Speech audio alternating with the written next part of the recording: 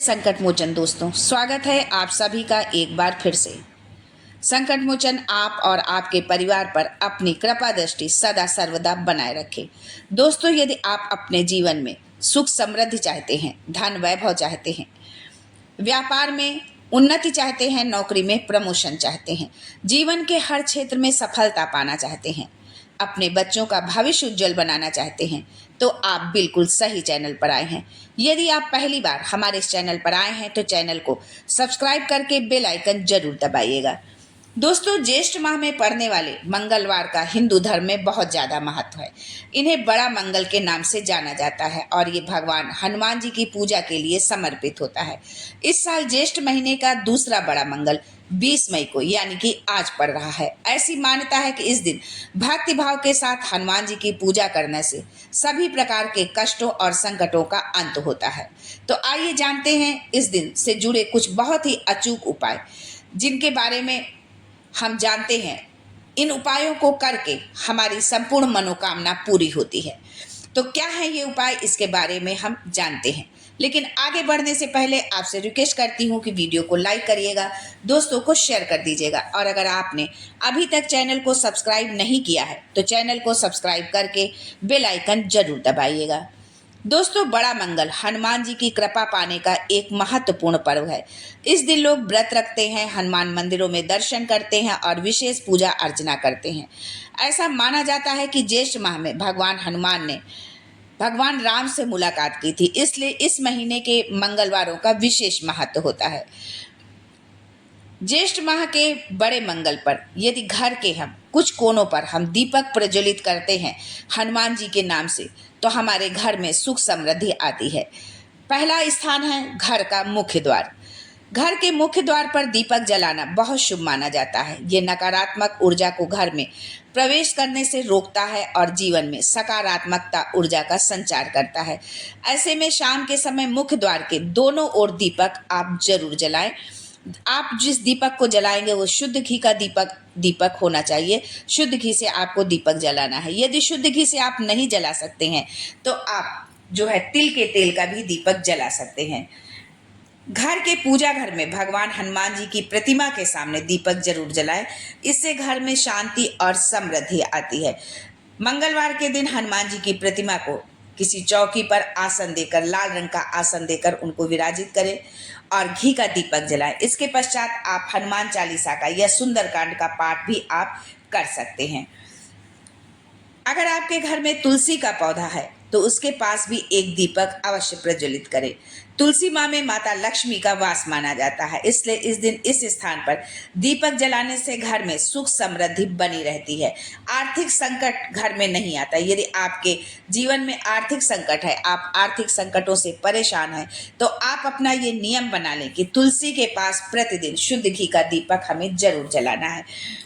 रसोई घर में दीपक जलाने से घर में कभी जो है अन्न धन की कमी नहीं होती है, बरकत बनी रहती है। माँ अन्नपूर्णा प्रसन्न होती हैं और आपके घर में हमेशा जो है भंडार भरे रहते हैं।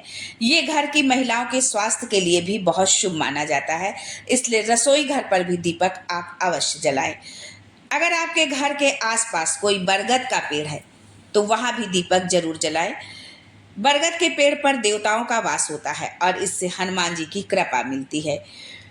घर के ईशान कोण में देवताओं का स्थान माना जाता है। घर का जो ईशान कोण होता है, यदि आपने अपने घर पे अपना मंदिर रखा है, पूजा स्थान जो है आपका, तो वो ईशान कोण पर ही होना चाहिए जो है। ऐसे में इस कोने में दीपक जलाने से घर में शुभता का आगमन होता है। इसके साथ ही जीवन में सुख शांति बनी रहती है। दोस्तों, दीपक जलाने के कुछ नियम हैं, उन नियमों का हमें जरूर पालन करना चाहिए। यदि हम उन नियमों का पालन नहीं करते हैं तो दीपक जलाने का जो लाभ है, जो फायदा है, वो हमें पूर्ण रूप से नहीं मिल पाता है। दीपक जो है आप हमेशा साफ जगह पर रखें। दीपक को जब आप रखें तो दीपक में जरूर कुछ ना कुछ आप आसंदे, आप फूल रख सकते हैं, चावल की ढेरी या किसी भी अन्न की ढेरी के ऊपर ही आप दीपक रखें। सीधे जमीन पर आपको दीपक नहीं रखना चाहिए। दीपक में पर्याप्त मात्रा में तेल या घी डालें ताकि वो पूरी पूजा के दौरान जलता रहे। यदि आप पूजा के दौरान आपने दीपक जलाया है तो इतना घी आप अवश्य डालें कि आप जो पूजा कर रहे हैं उतनी देर तक वो दीपक आपका जरूर जलता रहे। दीपक की लौ पूर्व या उत्तर दिशा की ओर रखें। जो दीपक की बाती है जो आप जलाते हैं उसकी लौ जो है हमेशा पूर्व या उत्तर दिशा की ओर होनी चाहिए। दीपक जलाने के बाद जो है आप हनुमान चालीसा का या हनुमान जी के वैदिक मंत्रों का जाप जरूर करें। दोस्तों, एक बहुत ही खास नियम दूसरे बड़े मंगल पर आप लोगों के साथ साझा करना चाहते हैं, और ये जो है उपाय ऐसा है कि इसको जो है मैंने खुद भी अपने जीवन में इस उपाय को अपनाया है और इसमें सफलता पाई है। तो उस उपाय को आप लोगों के बीच भी हम साझा करना चाहते हैं कि आप उस उपाय को जरूर करें। यदि आप हनुमान जी पर विश्वास रखते हैं, भक्त है आप हनुमान जी के, आपको विश्वास है कि संकट मोचन आपके जीवन के संकटों को जरूर हरेंगे, तो आप एक निश्चित समय पर जो है हनुमान जी की पूजा अर्चना का नियम बना लें। जो है यदि आप सुबह 9 बजे करते हैं या शाम के आप 7 बजे करते हैं, 8 बजे करते हैं, जिस भी समय आप करते हैं पूजन, तो उस निश्चित समय पर आप एक जो है चौकी रखें, चौकी पर लाल रंग का आसन दें, हनुमान जी की प्रतिमा स्थापित करें, जो भी हो, प्रतिमा हो, उनका विग्रह हो, जो भी है उसको आप स्थापित करें, विधिवत उनका पूजन करें, जो है पुष्प चढ़ाएं, सिंदूर चढ़ाएं, धूप दीप जलाएं, भोग लगाएं। आप भोग में उनको चने गुड़ का भी भोग लगा सकते हैं, लड्डू का भी भोग लगा सकते हैं, जो भी हो आप उनको भोग लगाएं, लेकिन समय का आप जरूर ध्यान रखें। और एक ही आसन पर बैठकर 11 बार आपको जो है हनुमान चालीसा का पाठ करना है, एक ही आसन, और यही प्रक्रिया आपको प्रतिदिन जो है आपको अपनानी है 40 दिन तक।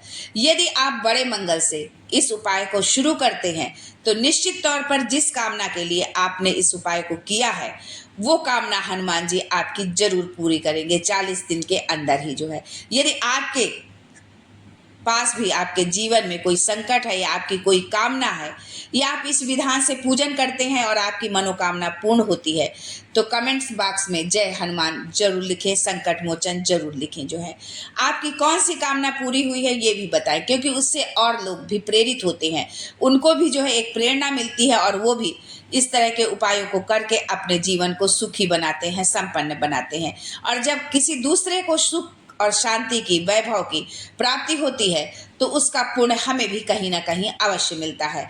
तो आपके जीवन में यदि आपने इस नियम को अपनाया है, इस उपाय को आपने किया है और आपके जीवन में जो भी बदलाव आता है, जो भी प्राप्ति आपकी होती है, उसको जो है कमेंट बॉक्स में जरूर लिखें, हमारे साथ जरूर साझा करें। हमें भी आपके कमेंट्स पढ़ करके अच्छा लगता है। आप लिखिए जिससे दूसरों को भी प्रेरणा मिले। तो आज के लिए बस इतना ही। संकट मोचन आपके जीवन के सभी संकटों को दूर करे, इसी कामना के साथ आज के लिए बस इतना ही। फिर मिलते हैं कुछ नया, कुछ अलग, कुछ अद्भुत लेकर। तब तक के लिए जय Sankat Mochan and thanks for watching my video.